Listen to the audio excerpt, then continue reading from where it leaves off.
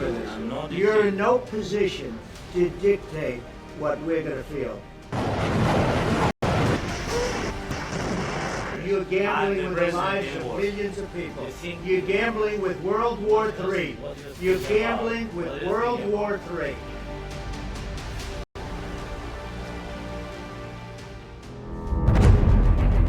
We live in complicated times. Diplomacy is a prized skill in these very interesting circumstances. There is a war underway in Ukraine, and with a showdown that was witnessed in the White House between President Donald Trump and President Volodymyr Zelensky, we know that there is now a clear divide in terms of the approaches that Western Europe and the United States are adopting vis-a-vis the war. I'm talking about the kind of diplomacy that's going to end the destruction of your country. Yes, but if you are not strong... Mr. President, with respect, I think it's disrespectful for you to come into the Oval Office and try to litigate this in front of the American media. Right now, you guys are going around and forcing conscripts to the front lines because you have manpower problems. You should be thanking the President for trying to bring an end to this conflict. Have you ever been to Ukraine that you say what problems we have? I have been to. Come once. I've actually watched and seen the stories, and I know what happens is you bring them on a propaganda tour, Mr. President. Do you disagree that you've had problems bringing people into your military? We have problems. And do you think that it's respectful to come to the Oval Office of the United States of America and attack the administration that is trying to prevent the destruction of your country? A lot of questions. Let's start from the beginning. Sure. First of all, during the war, everybody has problems, even you, but you have nice ocean and don't feel now, but you will feel it in the future. God bless. You don't know that. God bless. You God bless. You will not have a war. Don't tell us what we're going to feel. We're trying to solve a problem. Don't tell us what we're going to feel. I'm not telling you. Because you're in no position to dictate that. That's Remember exactly this. I'm not You're in no position to dictate what we're going to feel. We're going to feel very good. You will feel influence. We're going to feel very good and very strong. You will feel influence. You're right now not in a very good position. You've allowed yourself to be in a very bad position, and he happens to be right about it. From the very beginning of the war. You're not in a good position. You don't have the cards right now. With us, you start having cards. But right now, you don't. Yeah, you're playing cards. You're playing cards. You're gambling with the lives of millions of people. You're gambling with World War III. You're gambling with World War III. And what you're doing is very disrespectful to the country, this country. It's back to you. Far more than a lot of people said they should have. Have you said thank you once? A lot of times. No, in this even entire today. Meeting, you said thank even you. Today. You went to Pennsylvania and campaigned for the opposition in October. Offer some words of appreciation for the United States of America and the president who's trying to save your country. After that showdown, Zelensky has proposed to negotiate towards a ceasefire, but Russia since then has rejected calls for any temporary truce. Russia wants a final resolution, but where does this leave Ukraine at this juncture? About 19% of Ukrainian territory is now in Russian hands, so if there is to be a resolution, is Zelensky willing to reconcile himself with a shrunken Ukraine? Американська сторона хотіла, щоб українська сторона продемонструвала готовність до швидких кроків до закінчення війни. Після цього, якщо українська сторона продемонструє, американська сторона давала нам слово, що вона відновить допомогу, так, і американська сторона це зробила. Ми продемонстрували, вони це зробили. Чи готові ми до припинення вогню або до тиші? Ми конкретно це зробили і сказали так. А питання, чи буде готова на це руська сторона. Друге, чи готові наші партнери до моніторингу технічного. Це дуже важливий аспект. Я відверто говорив, що вважаю, що тиша в небі і тиша на морі зрозуміло, як моніторити для нас. Але якщо це тиша всюди, розуміючи, з ким ми маємо справи і розуміючи, маючи досвід минулих років, то тут потрібна технічна допомога. Партнери запевняють в цьому і про це говорили сторони. Це дуже важливо. Після такого кроку може бути використана пропозиція, та, яка була вчора на столі перемовин від американської сторони, 30-денний термін, підготувати повністю план щодо закінчення війни. З покроковий план з гарантіями безпеки для української сторони. Якщо все це буде зроблено, то після підготовки цього плану у будь-якому випадку поетапне виконання, яке призведе до закінчення війни. Після закінчення війни буде знятий військовий стан, і після зняття військового стану вибори будуть проходити згідно українському законодавству. Ніхто нічого спеціально відтерміновувати не буде. And what of NATO? After all, it is Ukraine's growing closeness to NATO that was considered to be one of the reasons for the Russian invasion. But now, with Donald Trump laying the ultimatum to Zelensky to sue for peace and do it quickly, has the security umbrella that many European countries relied on American support for been rendered irrelevant? We had a meeting today, as you know, with President Zelensky, and I would say it didn't work out exactly great from his standpoint. I think he very much overplayed his hand. We're looking for peace. We're not looking for somebody that's going to sign up as strong power and then not make peace because they feel emboldened, and that's what I saw happening. I'm looking for peace. We're not looking to go into a 10-year war and play games. We want peace. And it was just my impression that if we do that, if we sign up, he's looking for something that I'm not looking for. He's looking to go on and fight. We're looking to end the death. 2,000 people died this week. Soldiers, more than that, but 2,000 approximately people died this week. Young Ukrainians and Russians. Western European countries, whether their inclinations are to the left or to the right, have decided to rally behind Ukraine for now. But how much can Ukrainian resistance continue with their support and without American support? To strengthen our relationship with America, an indispensable partners in defence and security. And it's why this weekend I've been hosting European leaders here in London to work together for the security of the United Kingdom, Ukraine, and Europe as a whole. Through my discussions over recent days, we've agreed that the UK, France, and others will work with Ukraine on a plan to stop the fighting. Then we'll discuss that plan with the United States. Our starting point must be to put Ukraine in the strongest possible position now, so that they can negotiate from a position of strength. And we are doubling down in our support. Yesterday evening, the UK signed a £2.2 billion loan to provide more military aid to Ukraine. Et donc ce que nous devons faire aujourd'hui, c'est à mes yeux deux choses. C'est de nous assurer que si, en quelque sorte, l'Ukraine était sous pression, les Européens pourraient lui fournir ce qu'il faut pour se défendre. Et donc, pour moi, c'est l'un des objectifs, d'ailleurs, de la réunion que nous tiendrons à Londres dimanche, puis du Conseil européen du 6. Et la deuxième, c'est que si une paix était négociée par les Ukrainiens, parce qu'il n'y a pas de paix qui peut toucher l'Ukraine sans les Ukrainiens, que nous apportions des garanties de sécurité durable. Et dans ce contexte-là, la France et les Britanniques ont travaillé, Français et les Britanniques ont travaillé sur des solutions très concrètes pour maintenir et apporter des garanties de sécurité sur le terrain. Ouais.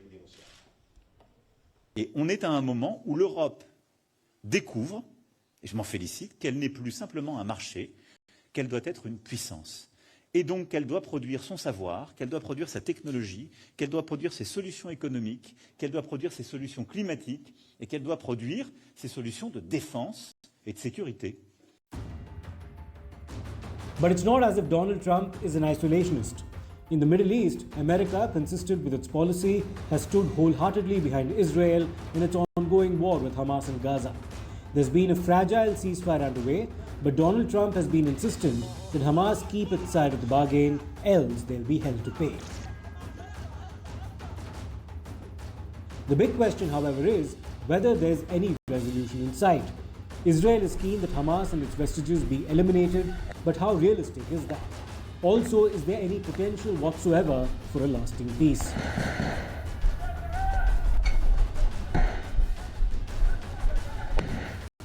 In the initial stages of the war, amid a strong Israeli response to the terror attacks of the 7th of October 2023, the theatre of conflict did expand beyond Gaza to Lebanon as well.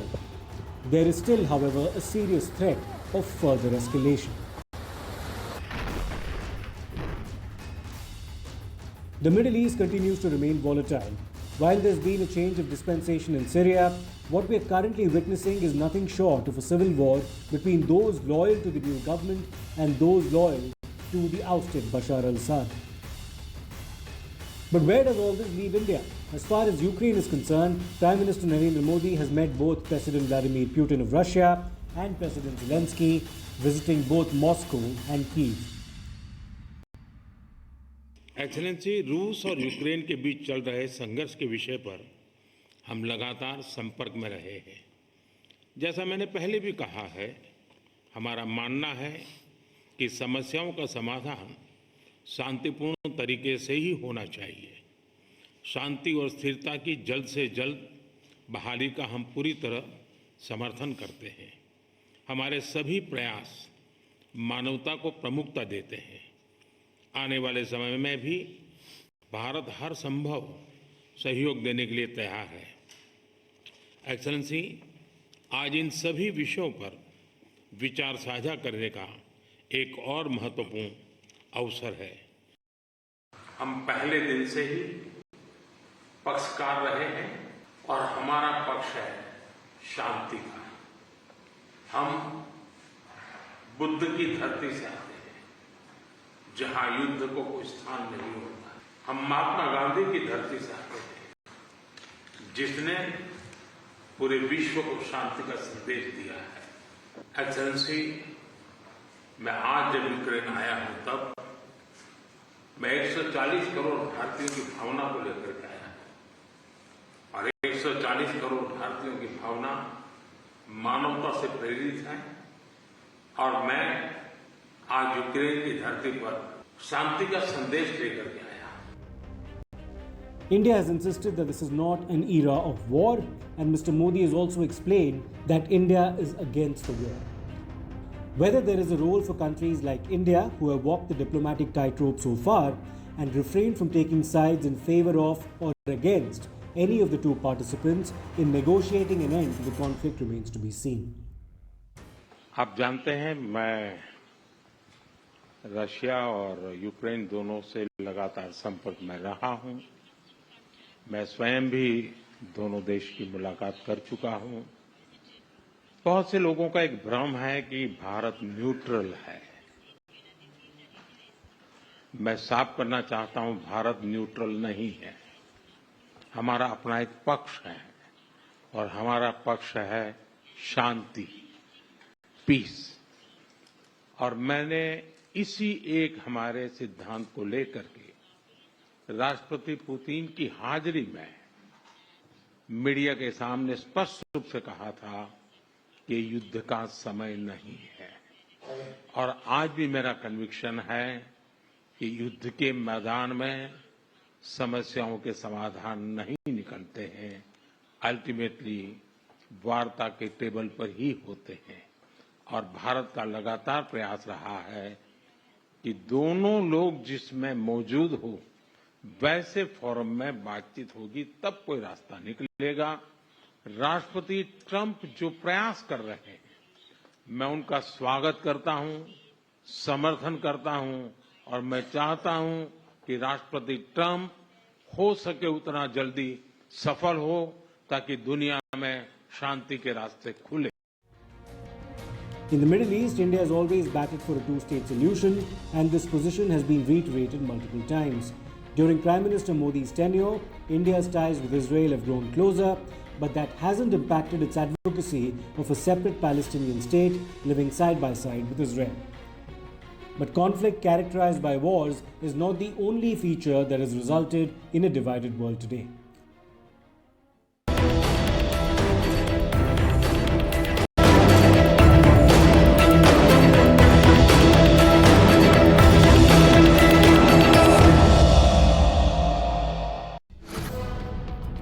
There is a conflict without guns underway, and that's over tariffs. The United States under Donald Trump has acted against 3 of its major trading partners, China, Mexico and Canada, by imposing tariffs on key products in response to what Trump has claimed have always been unfair terms of trade against his country. There is absolutely no justification or need whatsoever for these tariffs today. Now, the legal pretext your government is using to bring in these tariffs is that Canada is apparently unwilling to help in the fight against illegal fentanyl. Well, that is totally false. The United States is applying a 25% tariff on imports of steel and aluminum. We deeply regret this measure. Tariffs are taxes. They are bad for business and worse for consumers. They are disrupting supply chains. They bring uncertainty for the economy. Jobs are at stake, prices up. Nobody needs that on both sides, neither in the European Union nor in the United States. We must act to protect consumers and business. The countermeasures we take today are strong but proportionate. As the United States are applying tariffs worth $28 billion, we are responding with countermeasures worth 26 billion euros. This matches the economic scope of the tariffs of the United States. Today, I am announcing that the government of Canada, following a dollar-for-dollar approach, will impose, starting at 12:01 a.m. tomorrow, March 13th, reciprocal tariffs of 25% on $29.8 billion worth of imports coming from the United States. That will include steel products for $12.6 billion, aluminum products worth $3 billion, and American-made additional products worth $14.2 billion.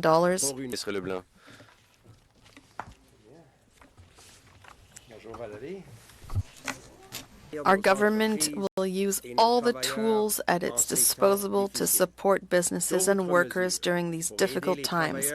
Other measures to help workers and businesses will be announced as needed, and I'm very encouraged once again.